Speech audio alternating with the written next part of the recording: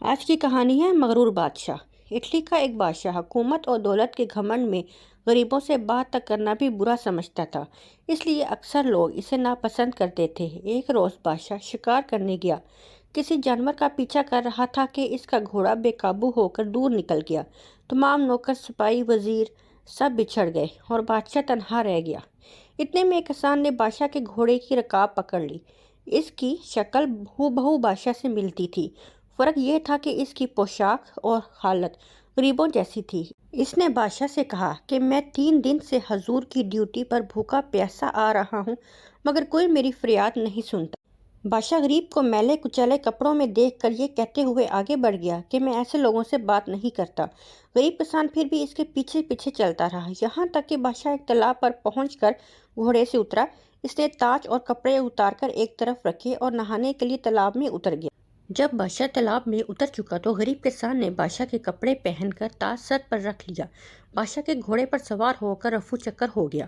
کسان بادشاہ تھوڑی ہی دور گیا تھا کہ اسے شاہی نوکر چاکر مل گئے، جنہوں نے اسے بادشاہ سمجھ کر ادب سے سلام کیا اور ان کے ساتھ شاہی محل میں چلا گیا۔ اصل بادشاہ تالاب سے نہا کر باہر نکلا تو کپڑے، تاج اور گھوڑا کچھ بھی موجود نہ تھا۔ وہ بہت گھبرایا، مگر اب کیا ہو سکتا تھا؟ ناچار غریب کسان کے میلے کپڑے پہنے اور کئی دن تک فاقے کرنے اور بھٹکنے کے بعد شہر پہنچا، مگر اب اس کی یہ حالت تھی کہ جس سے بات کرتا کوئی منہ نہ لگاتا، اور جب یہ کہتا میں تمہارا بادشاہ ہوں تو لوگ اسے پاگل سمجھ کر ہنس دیتے۔ 2-3 ہفتے اسی طرح گزر گئے۔ جب اس پاگل کا قصہ بادشاہ کی ماں نے سنا تو اسے بلوا کر اس کے سینے پر تل کا نشان دیکھا، پھر جس سے اس کی سچائی کی صداقت ہو گئی۔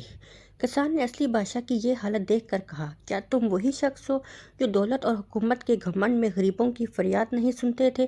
اسی کی سزا دینے کے لیے میں نے یہ سب کیا تھا۔ اگر تم گھمنڈ چھوڑ کر رحم و انصاف کا اقرار کرو تو میں تمہارا تاج و تخت واپس کرنے کو تیار ہوں، ورنہ ابھی قتل کا حکم بھی دے سکتا ہوں۔ یہ سن کر بادشاہ نے عاجزی اور ندامت کے ساتھ اپنی غلطی تسلیم کی، اور کسان اسے تاج و تخت واپس دے کر گھر چلا گیا۔